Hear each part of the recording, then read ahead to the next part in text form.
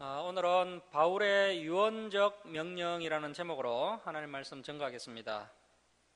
오늘은 디모데후서 3장 10절부터 볼 차례인데요. 본문을 보기 전에 먼저 지난 시간에 살펴봤던 3장 1절에서 9절 말씀을 간단하게 요약해서 말씀을 드리겠습니다. 이 3장 전체가 말세에 있을 성도들의 타락과 배교 현상입니다. 말세에 있을 성도들의 타락과 배교 현상. 3장 1절 말씀 보십시오. 너는 이것을 알라. 말세에 고통하는 때가 이르러. 이 말세라는 것은 좁게는 예수님 재림 직전을 말하는 것이고, 넓게는 현재로부터 예수님 재림 직전까지입니다. 그래서 우리가 지금 이 말세를 살아가고 있는데요. 앞으로 우리에게 좋은 때가 오는 것이 아니고 이제 말세가 가까이 올수록 고통하는 때가 다가오게 된다는 것입니다. 자, 2절 말씀 보십시오. 이 말씀이 이제 불신자들에게 하는 말씀이 아닙니다. 우리 그리스도인들에게 하시는 말씀입니다. 말세가 되면 우리 그리스도인들이 세 가지를 사랑하게 된다고 말씀하고 있습니다. 말세가 되면 이제 성도들이 세 가지를 사랑하는데요. 자, 2절 말씀 보십시오. 사람들이 첫 번째 자기를 사랑하며, 두 번째 돈을 사랑하며, 4절 중반절 보십시오. 세 번째 쾌락을 사랑하기를 하나님 사랑하는 것보다 더하며.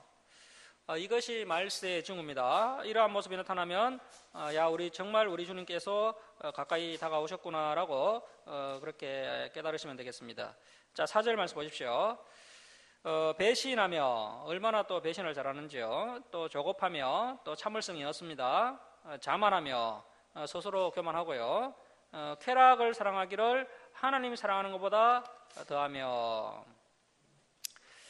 앞으로 하나님을 마음과 뜻과 힘을 다하여 사랑하고 정말 깨끗한 마음으로 믿음 생활을 하는 성도들을 점점 만나기가 어렵게 될 것입니다. 대부분의 그리스도인들이 자기를 사랑하고 돈을 사랑하고 쾌락을 사랑하게 될 것입니다. 이것이 바로 우상숭배입니다. 우상숭배. 자, 5절 줄칙을 발표해 놓습니다. 경건의 모양, 이 경건의 모양이 뭡니까? 종교행위입니다. 종교행위. 경건의 모양, 종교행위는 있으나 경건의 능력, 이 경건의 능력이 뭘까요?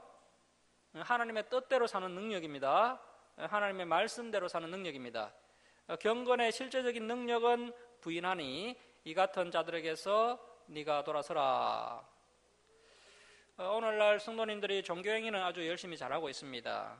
그런데 말씀대로 사는 능력이 부족합니다. 아이고, 목사님 그 말씀을 어떻게 다 지킵니까? 하면서 하나님의 뜻대로 사는 능력을 부인하는 자들이 많습니다. 바울 사도는 이러한 자들과 교제하면 안 된다고 말씀하고 있습니다. 이러한 사람들과 가까이 하면 반드시 물들게 됩니다. 자, 이제 디모데후서 3장 10절 말씀 보시겠습니다. 3장 10절에서 13절은 성도에게 필연적인 고난이 있을 것임을 말씀하고 있습니다. 우리 성도들에게 고난과 핍박과 어려움이 필수적으로 따라오게 된다는 것입니다. 자, 10절 보십시오. 10절. 이 10절의 헬라 언어를 보면요, 그러나 너는 이라는 말이 포함되어 있습니다. 그런데 이제 번역하면서 그것을 생략해 놓았습니다. 그러나 너는 나의 교훈과 행실과 의향, 이 의향은 바울의 목적입니다. 수많은 그리스도인들이 타락하고 배교하고 있지만 디모데 너는 바울 사도에게 배운 가르침과 그리고 바울이 그동안 어떻게 선택을 하고 행동했는지를 보고, 그리고 그 바울 사도의 하나님 나라를 향한 그 목적과 순수한 목적과 또 믿음과 오래 참음과 사랑과 인내와 박해를 받은가 고난과 또한 안디옥과 이고니온과 루스드라에서 당한 일, 바울이 안디옥과 이고니온과 루스드라에서 복음을 전하다가 수많은 박해와 고난을 받았습니다. 루스드라에서 당한 일과 어떠한 박해를 받은 것을 네가 과연 보고 알았거냐. 이 디모데가 루스드라 출신이고 바울 사도가 루스드라에서 복음을 전하다가 돌에 맞아서 그 반 죽었다가 다시 일어나서 다시 복음을 전한 모습을 이 디모데가 보고 감동을 받아서 이 바울 사도의 제자가 된 것으로 보입니다. 자, 그래서 디모데가 바울의 교훈과 행실과 의향과 믿음과 오래 참음과 또 사랑과 인내와 복음을 위해서 박해받는 모습을 보았고 또 알았습니다. 네가 과연 보고 알았거니와 주께서 이 모든 것 가운데서 나를 건지셨느니라. 12절 보십시오. 무릇 강조법입니다.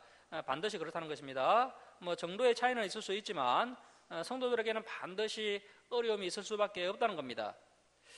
뭐 아무래도 지도자일수록 고난이 더 클 수밖에 없겠지만 모든 성도들에게 고난이 있습니다. 무릇 그리스도 예수 안에서 경건하게 살고자 하는 자는 박해를 받으리라. 경건하게 바르게 선하게 살고자 하는 자는 반드시 이 세상에서 미움을 받고 어려움을 당하고 박해를 받게 된다는 것입니다. 자, 13절 말씀입니다. 악한 사람들과 속이는 자들은 더욱 악하여져서. 자, 여러분, 마지막이 가까이 올수록 사람들이 더욱 악해집니다. 그래서 사람들에게 희망을 두면 안 됩니다. 오직 하나님만 우리의 소망으로, 우리의 희망으로 삼으셔야 낙심하지 않고 상처받지 않습니다. 사람들은 앞으로 더욱 악해져 갈 것입니다. 악한 사람들과 속이는 자들은 더욱 악하여져서 속이기도 하고 속기도 하나니. 그래서 우리의 다음 세대들, 아직 젊은 청년들 그리고 학생들은 정말 마음을 단단히 먹어야 됩니다. 쉽게 상처받고 낙심하고 넘어지면 안 됩니다. 앞으로 우리가 정말 수많은 악한 사람들을 상대하게 될 것입니다. 오늘날 성도님들 중에는 예수님 믿기만 하면 가난도 없고 어려움도 없고 고난도 없다, 만사형통하게 될 것이다 라고 생각하는데요, 전혀 성경적이지 않습니다. 오순절 교회에서 이러한 기복주의 신앙을 퍼뜨려서 한국교회가 변질이 되고 말았습니다. 당시에 그 박정희 대통령이 새마을운동을 일으켰습니다. 그때 오순절 교회에서 예수 믿고 잘 살아보자라고 했고, 그래서 많은 사람들이 부자가 되고 싶어서 교회로 몰려왔습니다. 그 영향으로 지금도 많은 성도들이 예수 믿으면 만사형통하는 줄 알고 있습니다. 기복주의 신앙으로 인해 한국교회가 어린아이 같은 신앙에 머물게 되었습니다. 하지만 성경은 어떻게 말씀하고 있습니까? 무릇 그리스도 예수 안에서 경건하게 살고자 하는 자는 박해를 받으리라고 말씀하고 있습니다. 이런 말을 또 예수님께서 하셨는데요. 우리 마태복음 5장 10절에서 12절 한번 찾아보겠습니다. PPT를 보셔도 되겠습니다. 마태복음 5장 10절에서 12절입니다. 자, 우리 5장 10절에서 12절 우리 함께 읽겠습니다. 시작. 의를 위하여 박해를 받은 자는 복이 있나니 천국이 그들의 것임이라. 나로 말미암아 너희를 욕하고 박해하고 거짓으로 너희를 거슬러 모든 악한 말을 할 때에는 너희에게 복이 있나니 기뻐하고 즐거워하라. 하늘에서 너희 상이 큼이라. 너희 전에 있던 선지자들도 이같이 박해하였느니라.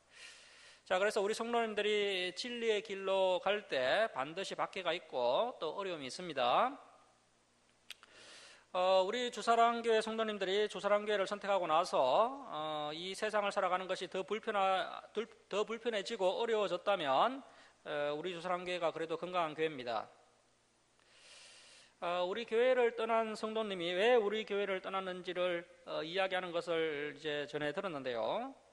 우리 교회의 말씀이 자기한테는 안 맞다는 겁니다. 우리 교회에서 말씀을 들으면 왠지 마음에 걸림이 있고 또 불편함을 느낀다는 겁니다. 하지만 오늘날 대부분의 교회에서 말씀을 들으면 마음이 편안하고 아무런 걸림이 없습니다. 왜 그럴까요? 전하는 사람이 성경대로 말씀을 전하지 않기 때문입니다. 성도들에게 힘을 주고 위로하는 말씀만 전하기 때문인데요. 그런데 그것이 결코 하나님께서 기뻐하시는 것이 아닙니다. 주의 종은 성경을 있는 그대로 전해야 됩니다. 주의 종이 성경대로 말씀을 전하면 걸림받을 사람은 걸림을 받고 은혜 받을 사람은 또 그 가운데서 회개하고 반성하면서 은혜를 받게 되는 것입니다.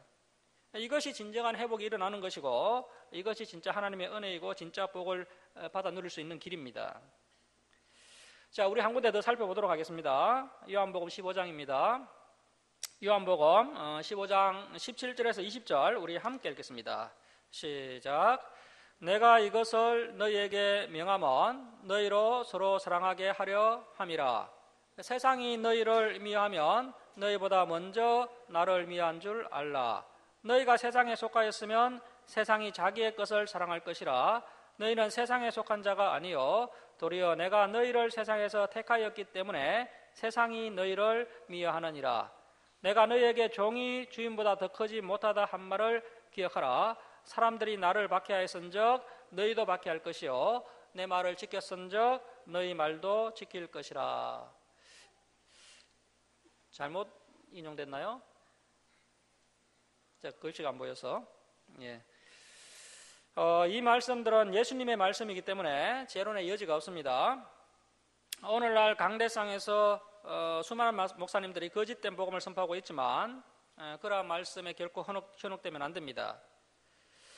우리 성도님들은 예수님의 말씀, 바울사도의 말씀을 가슴판에 새기시고 우리 성도님들에게는 이 고난이 필연적이다라는 것을 명심하시고 철저히 자기를 부인하고 자기 십자가를 지고 주사랑교회와 함께 승리의 길로 달려갈 수 있기를 주님의 이름으로 축원합니다. 자, 다시 디모데후서 3장으로 돌아갑니다. 이제 3장 14절부터 17절까지 박수 치시고 별표해 놓습니다. 14절부터 17절까지 박수 치고 별표해 놓습니다.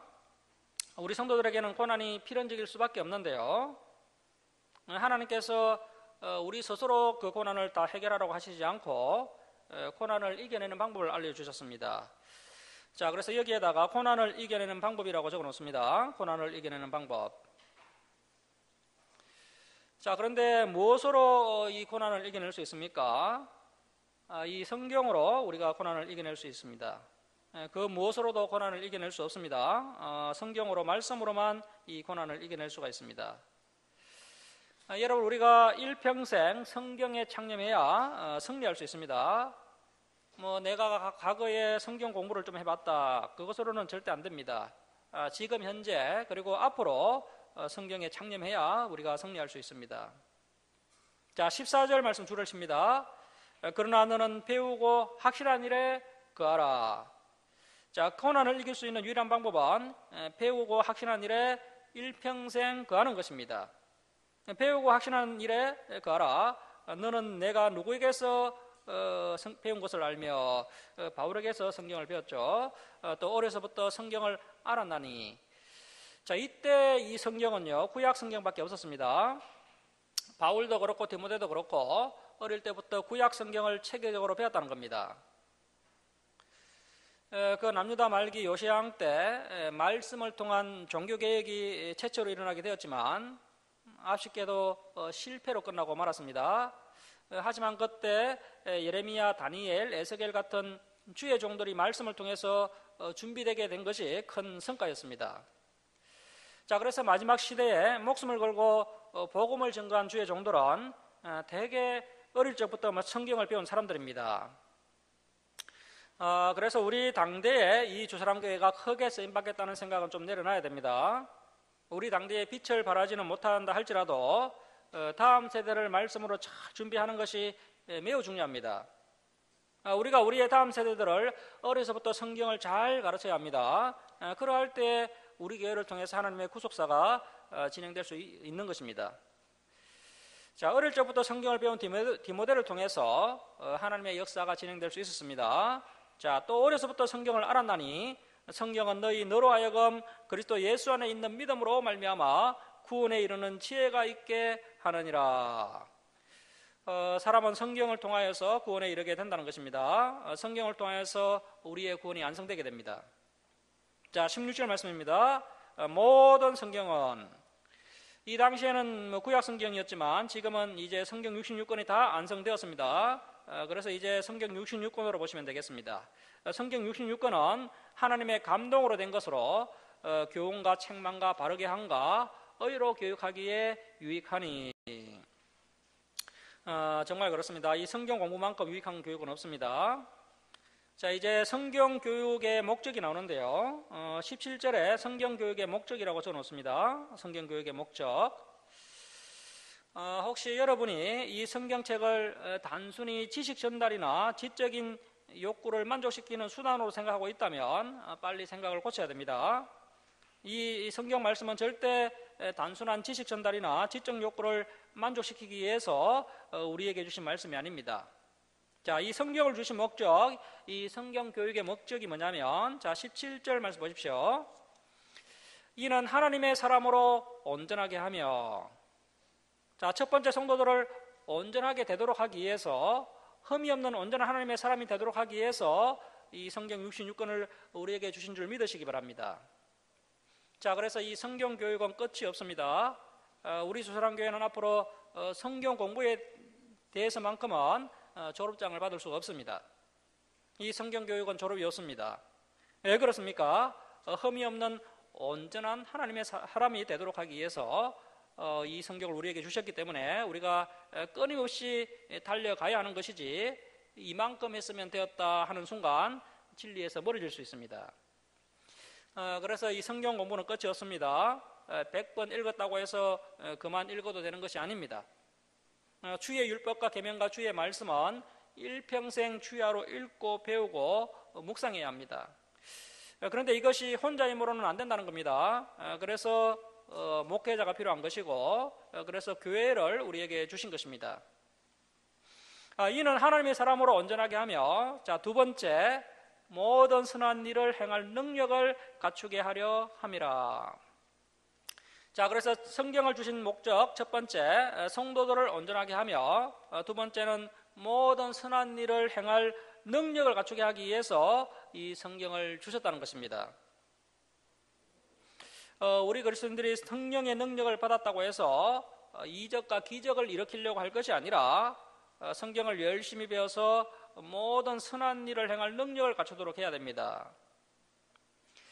오늘날 신사도 운동, 신비주의, 은사주의가 교회를 혼란스럽게 만들고 있습니다.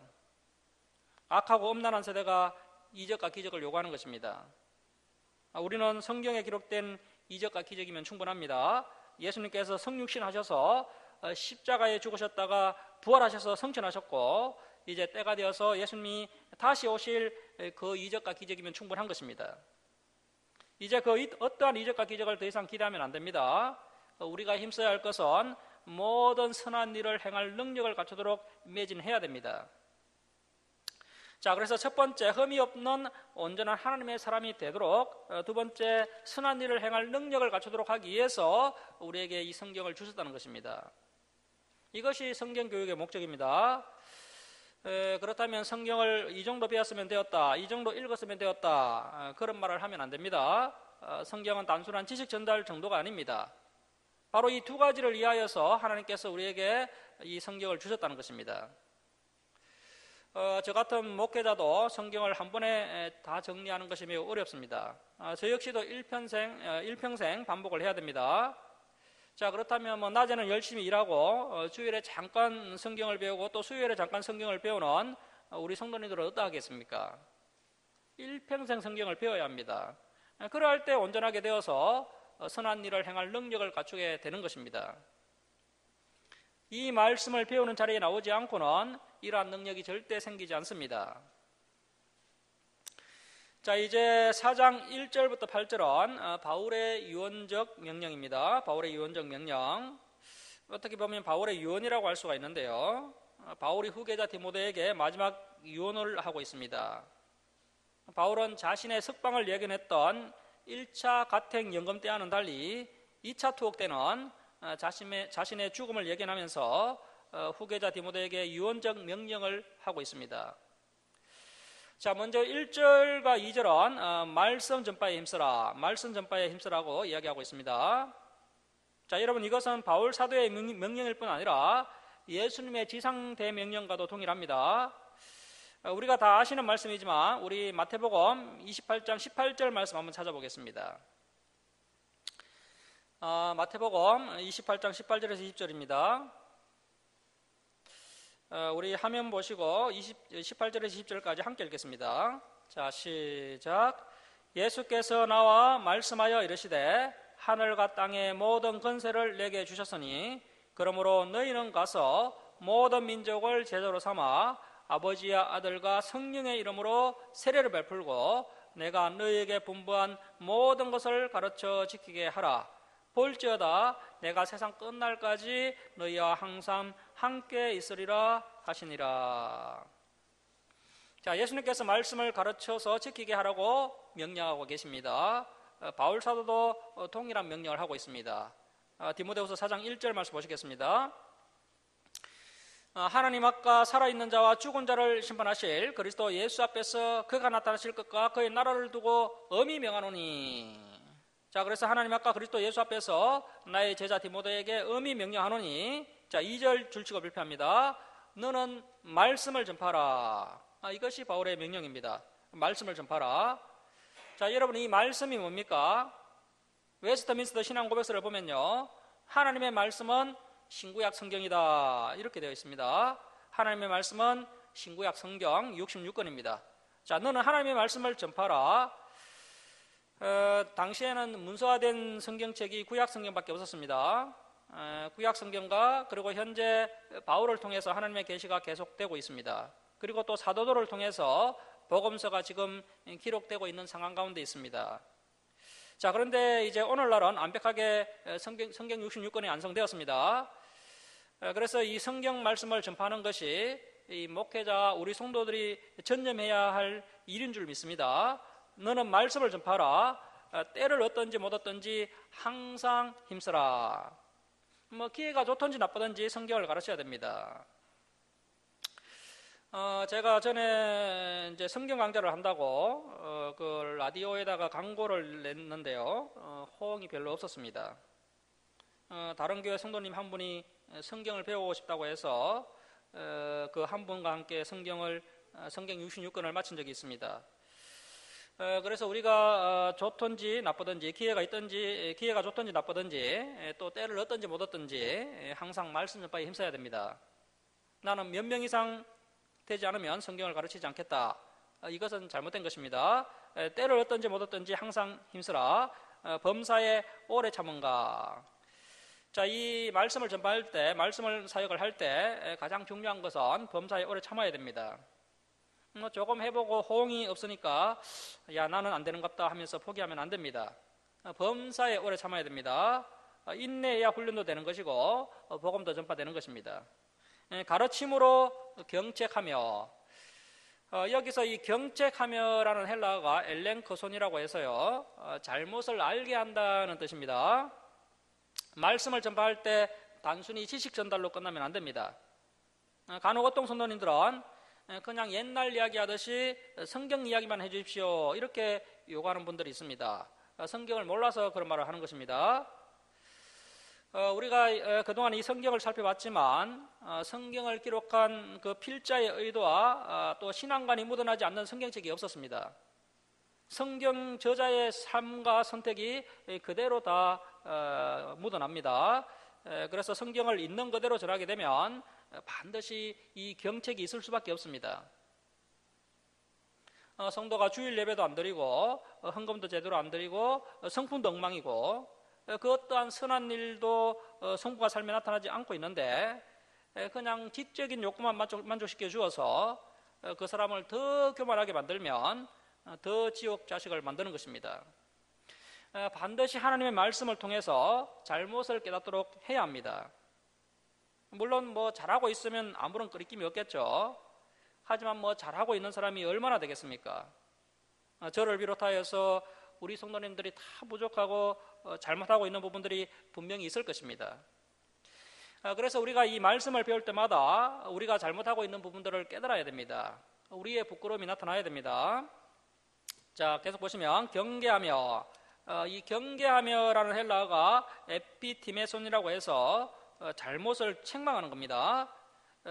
명백하게 죄가 드러난 부분에 대해서는 반드시 책망을 해야 됩니다. 그래야 우리가 회개하고 돌이킬 수가 있습니다. 근하라, 이 근하라는 이제 발락할레손이라는 헬라인데요, 이루하다 용기를 북돋워 주다라는 뜻입니다. 이루하다 용기를 북돋워 주다. 자, 그래서 성경 교사들은 성경을 가르쳐서 성도들에게 잘못을 알게 하고 또 그 잘못한 부분을 책망하되 어떠한 마음과 자세로 책망하라는 것입니까? 이루하는 마음과 자세로 성경을 가르치라는 것입니다. 이로자의 마음과 자세로 성경을 가르치라. 아주 중요한 말씀입니다. 반드시 이로자의 마음과 자세로 잘못을 알게 하고 또 책망을 해야 됩니다. 사랑의 매를 들어야지 무지막지한 매를 들어서는 절대 하나님의 나라가 확장되지 않습니다. 자, 그리고 다시 한번 말씀드리지만 반드시 어떻게 전해야 됩니까? 인내하면서 전해야 됩니다. 오래 참아야 됩니다. 사람이 그렇게 쉽게 변화되지 않습니다. 조금씩 변화됩니다. 우리 성도님들이 그동안 저와 함께 한 4년 정도 달려오셨는데요. 어떻습니까? 많이 변화되셨습니까? 제 자신을 봐도 많이 변화된 것 같지 않습니다. 조금 변화된 것 같습니다. 자, 그런데 그 조금 변화된 것을 하나님께서 그렇게 기뻐하십니다. 그러한 사람을 하나님께서 의인으로 지어주시는 겁니다. 자, 이제 3절에서 5절은 마지막 시대에 잘못된 교훈이 넘쳐나게 될 것을 말씀하고 있습니다. 자, 여러분, 앞으로 한국 교회는 더욱더 잘못된 길로 달려가게 될 것입니다. 잘못된 교훈들이 전 세계 교회를 휩쓸게 될 겁니다. 많은 목회자들이 잘못된 교훈을 따라가게 될 겁니다. 그리고 수많은 성도들이 바른 교훈을 따르는 것이 아니라 잘못된 교훈을 따라 배교하는 가슴 아픈 현상들을 우리가 보게 될 것입니다. 앞으로 우리 한국 교회는 이제 급감하게 될 겁니다. 그때 절대 낙심하면 안 됩니다. 동역자들이 붙지 않는다고 해서, 그리고 힘들게 붙었던 동역자마저 돌이켜서 배도하고 배교할 때 절대 낙심하면 안 됩니다. 기회가 좋든지 나쁘든지 말씀 전파에 힘을 써야 됩니다. 자, 여러분, 그 북이스라엘 마지막 선지자가 아모스와 호세아였죠. 이 아모스와 호세아의 설교를 백성들이 들었습니까? 듣지 않았습니까? 물론 소수의 사람들은 들었지만 대다수의 사람들은 듣지 않았습니다. 남유다의 마지막 선지자가 누구였습니까? 예레미야와 에스겔이었죠. 대부분의 사람들은 예레미야, 에스겔의 설교를 듣지 않았습니다. 극소수의 사람만 듣고 회개하고 구원받았습니다. 그 대부분의 남유다 백성들은 잘된다, 복준다는 거짓 선지자의 말에 귀를 기울였습니다. 그래서 우리가 절대 성과와 결과에 목을 매거나 또 그 성과와 결과 앞에 낙심하면 안 됩니다. 자, 그래서 남유다 말기 주의 종들에게 하나님께서 요구하셨던 자세가 뭐였습니까? 듣든지 아니 듣든지 하나님의 말씀은 이러하시다라고 전파하는 것이었습니다. 듣든지 아니 듣든지 하나님의 말씀은 이러하시다. 자, 지금 바울이 디모데에게 동일한 교훈을 하고 있는 겁니다. 자, 디모데후서 4장 3절 말씀 보십시오. 때가 이르리니, 자, 마지막 시대가 되면 사람들이 이 바른 교훈을 받습니까? 받지 않습니까? 사람이 바른 교훈을 받지 아니하며, 성경에 분명히 이렇게 예언되어 있습니다. 마지막 때가 다가오면 다가올수록 사람들이, 성도들이 바른 교훈을 받지 않습니다. 바른 교훈을 받지 아니하며 귀가 가려워서 자기의 사욕을 따를 스승을 많이 두고 욕심을 따라 담임 목사를 선택하고 교회를 선택한다는 것입니다. 그런데 스승을 얼마나 많이 두는지요? 수시로 바꿉니다. 이 4장 3절을 현대어 성경에서 어떻게 번역하고 있느냐 하면, 사람들이 진리를 들으려고 하기보다는 오직 자기 비위에 맞는 말, 귀를 즐겁게 하는 말을 하는 교사를 찾아다니는 때가 올 것이다. 사람들이 진리를 들으려 하기보다는 오직 자기 비위에 맞는 말, 귀를 즐겁게 하는 말을 하는 교사를 찾아다니는 때가 올 것이다. 이렇게 번역하고 있습니다. 한국 교회는 벌써 왔죠. 자기 비위에 맞는 말, 귀를 즐겁게 하는 교사를 찾아다니는 때가 온다는 것입니다. 우리 한국 교회는 이미 왔습니다. 우리 조선한교회가 비록 부족하지만 그래도 이 성경 66권을 바르게 가르치려고 애를 쓰고 있습니다. 이것이면 되었지 무엇을 더 바랍니까? 무엇을 더 바란다는 것은 뭔가 사사로운 욕심이 아직 있는 것입니다. 귀를 즐겁게 하고 비위를 즐겁게 해주는 말을 듣고 싶은 마음이 있는 것입니다. 자, 4절 말씀 보십시오. 또 그 길을 진리에서 돌이켜 허탄한 이야기를 따르리라. 목회자 입장에서는 이것만큼 힘 빠지는 것이 없습니다. 밤을 새어가면서 애를 써서 설교를 준비했는데 성도들이 이 진리의 말씀에 귀를 기울이지 않고 사사로운 욕심에 의해서 거짓된 교훈을 따라갈 때 목회자 입장에서 이것만큼 힘 빠지는 것이 없습니다. 자, 5절 말씀 보십시오. 그러나 너는 모든 일에 신중하여. 자, 이 신중하여라는 뜻이 마음을 잘 다스리라는 뜻이라고 지난번에 말씀을 드렸습니다. 그래서 우리 전도자들은 마음을 잘 다스려야 됩니다. 이럴 때 이제 별의별 생각이 다 들죠. 때려치우고 싶은 마음이 들 때도 있습니다. 자, 그때 마음을 잘 다스려서 고난을 받으며 전도자의 일을 하며 내 직무를 다하라. 자, 그래서 우리가 끝까지 인내하고 우리의 마음을 잘 다스려서 우리의 직무를 완수했으면 좋겠습니다. 자, 이제 6절에서 8절은 일평생 전도자의 삶을 살아온 바울의 해고입니다. 그리고 전도자에게 주어지는 의의 면류관을 소개하고 있습니다. 우리가 이 의의 면류관을 바라보고 나아가야 됩니다. 자, 6절 말씀 보십시오. 전제, 이 전제는 포도부추를 붓는 제사인데요. 바울이 마지막 피 한 방울까지 하나님의 제단에 쏟아붓고 가겠다는 그 바울의 순교 의지를 볼 수가 있습니다.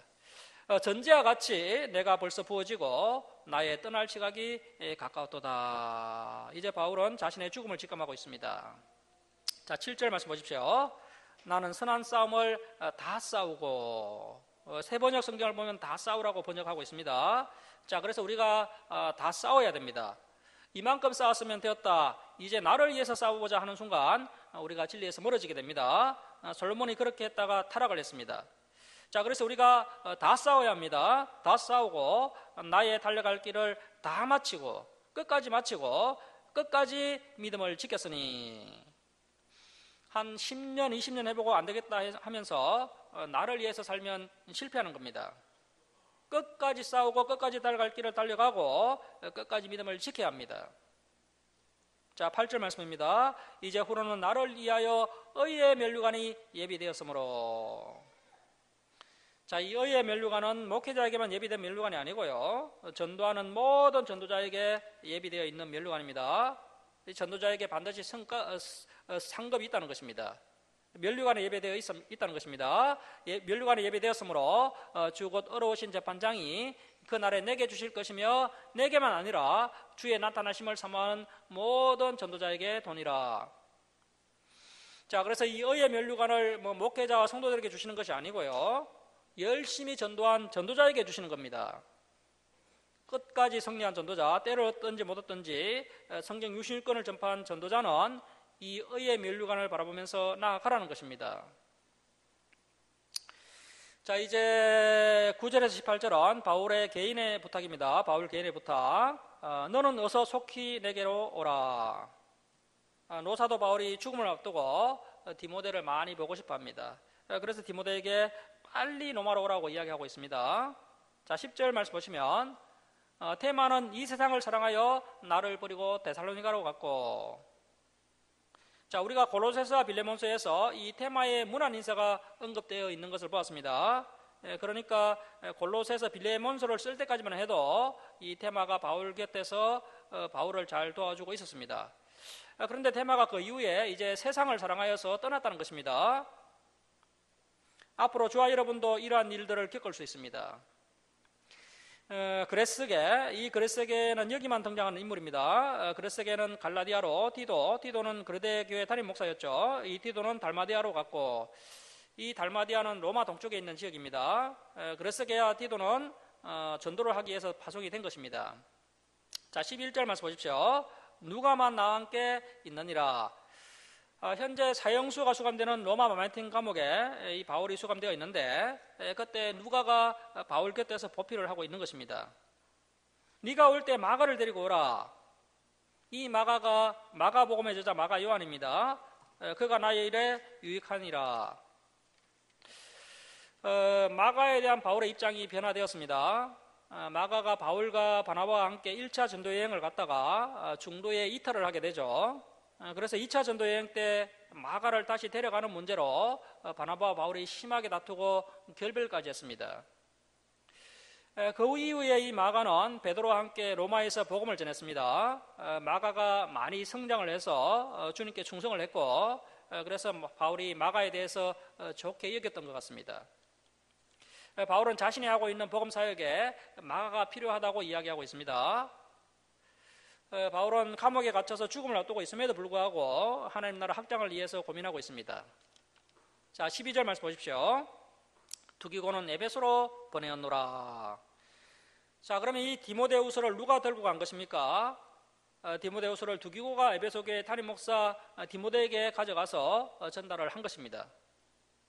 자, 그리고 디모데가 로마로 가 있는 동안 이 두기고가 에베소 교회를 대신 돌보도록 한 것으로 추정할 수가 있습니다. 자, 그래서 디모데가 바울을 면회하기 위해서 로마로 갔을 때 두기고가 에베소 교회 임시 담임 목사 역할을 하게 된 겁니다. 자, 13절 말씀 보시면 네가 올 때 내가 들어와 가보의 집에 둔 겉옷을 가지고 오고 또 책은 특별히 가죽 종이에 쓴 것을 가져오라. 디모데가 상당히 바빴을 겁니다. 당시에 휴대폰도 없는데 마가도 수소문해서 찾아야 하고, 그리고 또 중간에 드로아에 방문해서 바울의 겉옷과 책도 챙겨야 합니다. 오늘날 같으면 전화로 해서 택배로 좀 보내주세요 하면 되겠지만 당시는 직접 가지러 가야 됩니다. 디모데는 이러한 바울의 부탁을 받고 많은 수고를 했을 것입니다. 자, 14절 말씀 보시면 구리 세공업자 알렉산더. 자, 이 알렉산더가 구리 가공업을 하는 사람인데요. 당시 상당히 부유했던 사람인 것 같습니다. 이 알렉산더가 에베소 교회 성도였는데 교회에서 워낙 악한 행동을 많이 했습니다. 특히 양심의 하인 맞아서 애식과 이선을 하는 성도였고, 그래서 바울이 성부와 성자와 성령의 이름으로 출교를 시킨 인물입니다. 디모데전서 1장 20절에 나온 인물입니다. 출교 이후에도 계속해서 바울과 디모데를 힘들게 했던 인물입니다. 구리 세공업자 알렉산더가 내게 해를 많이 입혔음에, 자, 그래서 당시에 바울을 배신했던 자들도 있었고 또 바울에게 해를 많이 끼친 자들도 있었습니다. 주께서 그 행한 대로 그에게 갚으시리니. 자, 바울이 하나님의 심판을 바라보고 상한 마음을 다스리고 있습니다. 때가 되면 하나님께서 이렇게 불의한 자들을 다 심판하시겠지 하면서 마음에 있는 상한 감정을 정리하고 있는 것입니다. 자, 15절 말씀 보시면 너도 그 알렉산더를 주의하라. 그가 우리 말을 심히 대적하였느니라. 이 알렉산더가 지금도 바울과 디모데를 대적하고 있습니다. 자, 16절 말씀 보시면 내가 처음 변명할 때, 자, 1차 로마 가택 연금됐을 때는 사람들이 막 바울을 찾아와서 문전성시를 이루었습니다. 자, 그런데 바울이 이제 사형수 감옥에 들어가니까 사람들이 다 바울을 떠났다는 겁니다. 나와 함께 한 자가 하나도 없고 다 나를 버렸으나 그들에게 허물을 돌리지 않기를 원하노라. 자, 이러한 성숙한 모습이 있어야 합니다. 성숙한 바울 사도의 모습을 볼 수 있습니다. 자, 17절 말씀 보십시오. 주께서 내 곁에 서서 나에게 힘을 주시면, 물론 디모데나 누가 같은 동력자들이 바울에게 큰 힘이 되지만 역시 바울의 근본적인 힘은 바울 곁에서 돕고 계시는 하나님께서 바울의 큰 힘이 되십니다.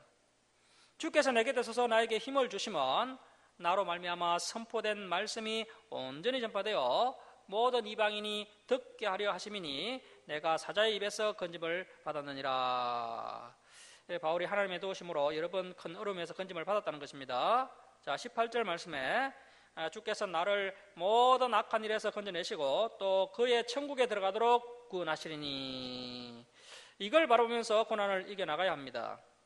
그에게 영광이 세세 무궁토록 있을지어다. 아멘. 자, 이제 19절부터 22절까지는 끝인사입니다. 19절 말씀 보시면 브리스가 아굴라. 로마서를 보면 이분들이 로마에 있었는데 어느새 또 에베소에 와 있습니다. 이분들은 동해 번쩍 서해 번쩍 하면서 복음을 전하는 대단한 평신도 선교사 부부입니다. 앞으로 우리 주사랑교회도 평신도 선교사 부부가 많이 나왔으면 좋겠습니다.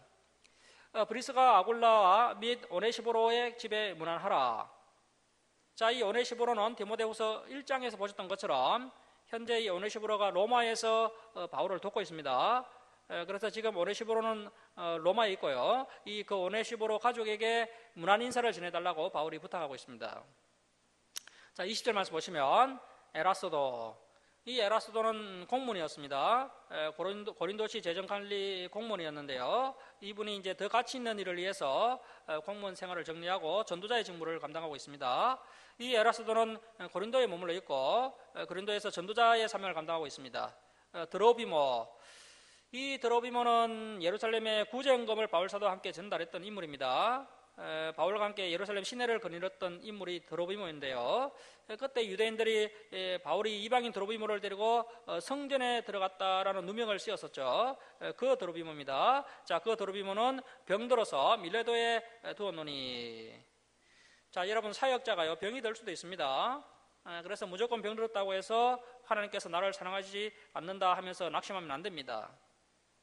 자, 21절 말씀 보시면 너는 겨울 전에 어서 오라. 지금 한 가을 정도 되었습니다. 그래서 겨울 전에 어서 오라. 이 바울이 디모데가 무척 보고 싶은 겁니다. 어블로와 부데와 리노와 글라우디아와 모든 형제, 로마교회 성도들입니다. 로마교회 성도가 다 내게 문안하느니라. 자, 22절 말씀 우리 함께 읽겠습니다. 시작. 나는 주께서 내 심령에 함께 계시기를 바라노니 은혜가 너희와 함께 있을지어다. 은혜가 에베소 교회 성도들과 함께 있을지어다 하면서 디모데 후서가 마쳐지게 됩니다. 주후 66년 가을쯤에 바울이 이 편지를 쓴 것 같고 67년 봄쯤에 바울이 순교하시게 됩니다. 이 마메틴 감옥에서 작은 창문을 통해서 유일하게 볼 수 있는 곳은 사형장으로 가는 길만 보였다고 합니다. 바울은 자신의 죽음을 직감하고 있습니다. 바울이 주님의 능력으로 잘 이겨내고 있지만 차가운 바람이 불고 낙엽이 떨어지자 몹시 애로워하는 바울 사도의 모습을 볼 수 있습니다.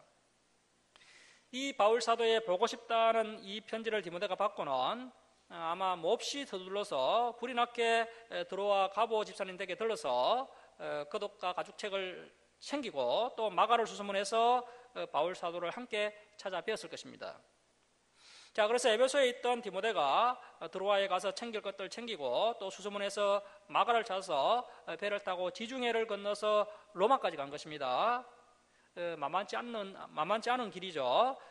옛 선조의 사랑과 믿음과 우정은 상상을 뛰어넘는 것임을 우리가 알 수 있습니다. 아마 이 바울의 순교 현장에 디모데가 끝까지 함께 했을 것입니다. 말씀을 마치도록 하겠습니다. 사랑하는 성도 여러분, 다시 한번 이 바울 사도의 유언의 말씀을 우리의 가슴판에 잘 새기시고 끝까지 인내하시면서 주님의 사명을 잘 감당하여서 의의 면류관을 받을 수 있기를 주님의 이름으로 축원합니다. 자, 기도하겠습니다.